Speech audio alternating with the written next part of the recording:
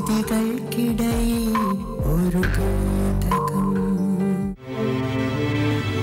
മാസത്തോളം മരുന്നൊക്കെ വാങ്ങിച്ച് അയാൾ തന്നെ എന്നെ കൊണ്ടുപോയി തിരിച്ചു കൊണ്ടുവന്ന് വീട്ടിൽ കൊണ്ടുവന്ന് ആക്കിയിട്ട് അന്ന് വൈകുന്നേരം എനിക്ക് നാളെ പോകുന്നില്ല ഞാൻ പോട്ടെ എന്നൊക്കെ പറഞ്ഞിട്ട് അയാൾ അന്ന് വൈകുന്നേരം എന്നെ ഹോസ്പിറ്റലിൽ കൊണ്ടുപോയിട്ട് ഞാൻ തിരിച്ചു പോയതാണ്.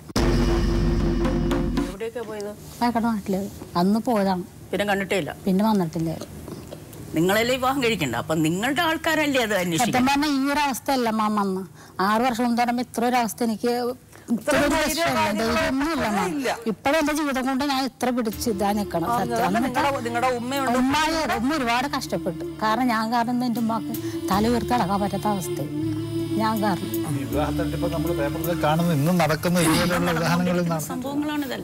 അയാൾ ഇതൊന്നല്ല ആഗ്രഹിച്ചത്, അയാൾ വേറെന്തോ ആഗ്രഹിച്ചു. പക്ഷെ ഞാൻ ആഗ്രഹിച്ചതല്ല, എനിക്കൊരു ജീവിതം ഞാൻ ആഗ്രഹിച്ച അയാളിൽ നിന്ന്. കാര്യങ്ങളൊക്കെ കുറെ മുംതാസ് പറഞ്ഞു, വിവാഹം നടന്നതും ഒക്കെ പറഞ്ഞു. ഒരു പെൺകുട്ടി 30 വയസ്സ് വരെ വിവാഹം ചെയ്യാതിരുന്നൊരു കുട്ടി, മുസ്ലിം കമ്മ്യൂണിറ്റിയിൽ അത് കുറച്ച് അപൂർവമായിട്ടുള്ളൊരു കാര്യമാണല്ലോ. നിങ്ങൾക്കറിയാമല്ലോ, കുറച്ച് നേരത്തെ തന്നെ പെൺകുട്ടികളുടെ കല്യാണം നടത്താനുള്ള ശ്രമങ്ങളെങ്കിലും തുടങ്ങും. അപ്പോൾ ഇത്രയും കാര്യങ്ങൾ അന്വേഷിക്കാതെ ഇതെങ്ങനെ നടത്തി ഉമ്മ?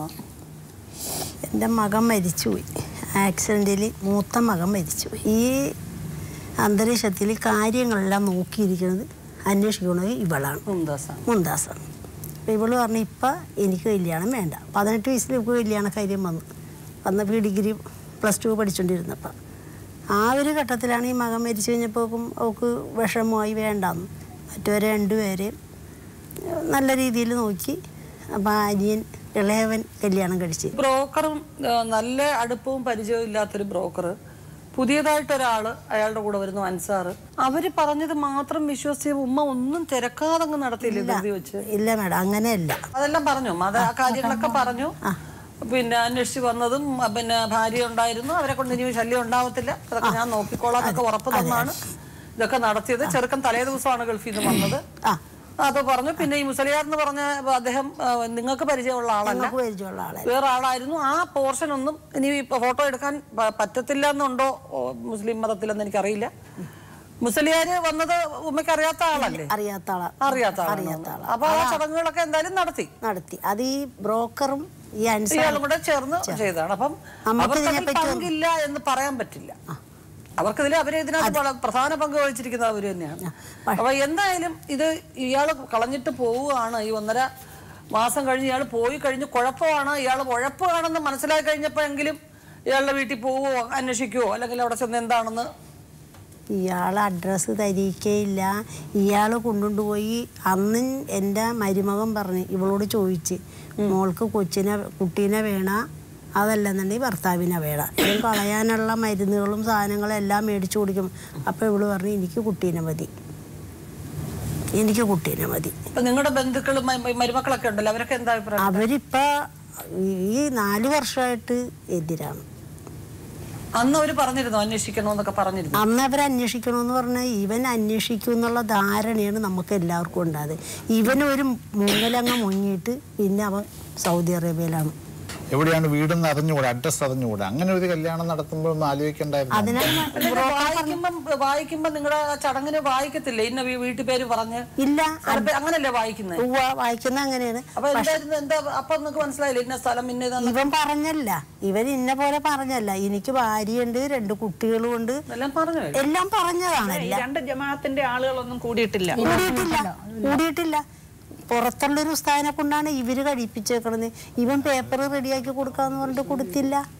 പണവും സ്വർണവും ഒന്നും കൊണ്ടുപോയിട്ടില്ല. അതൊന്നും കൊണ്ടുപോയില്ല, ഞങ്ങൾ പറയൂല. ഗൾഫിൽ നിന്ന് അവധിക്ക് വരുമ്പോ ഒരു ലാൻഡിംഗ് പ്ലേസ്, കൊച്ചുങ്ങളുണ്ടായി ലയബിലിറ്റി ആവരുതെന്ന് വിചാരിച്ചു, അതിന് സമ്മതിച്ചില്ല.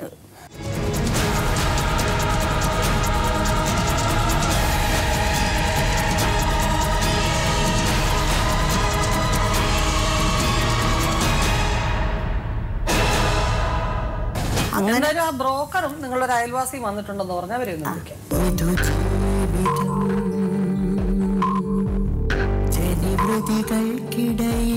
ശ്രീമാൻ മജീദ് കാരണം ഒരു കുട്ടിയുടെ ജീവിതം വഴിമുട്ടി. എത്ര നാൾ കൊണ്ട് ഈ ദല്ലാൾ ജോലി ചെയ്യുന്നു?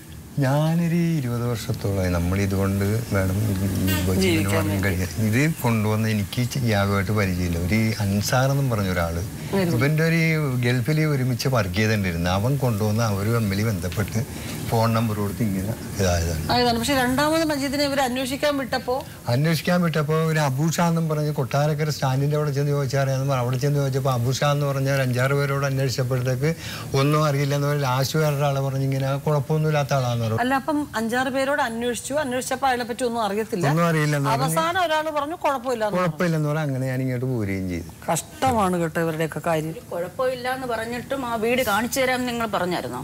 വീട് കാണിച്ചു തരാൻ പറഞ്ഞില്ല, അന്വേഷിക്കാൻ വേണ്ടി. അത് നിങ്ങളുടെ ചുമതലയല്ലേ? അതുകൂടാതെ അൻസാർ എന്ന് പറഞ്ഞ ഒരാള് ഇവര് ഒരുമിച്ച് വർക്ക് ചെയ്തിട്ടുണ്ടായിരുന്ന അവൻ ഇവർക്ക് ഫുൾ ഗ്യാരണ്ടി വരെ ഏറ്റെന്ന് പറയുകയും ചെയ്തു.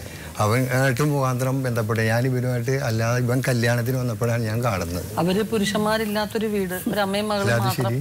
30 വയസ്സായ ഒരു പെൺകുട്ടി എങ്ങനെയെങ്കിലും വലിയ ആർഭാടമില്ലാതെ അങ്ങ് ലളിതമായിട്ടൊരു കല്യാണം കഴിപ്പിച്ച് വിടുന്ന ഒരു ഉത്തരവാദിത്തത്തിലാണ് അമ്മയുടെ ടെൻഷൻ. അതാണ്. നിങ്ങളൊരു മനുഷ്യൻ, അത്യാവശ്യം പ്രായവും അനുഭവ സമ്പത്തും ഉള്ള ഒരാള്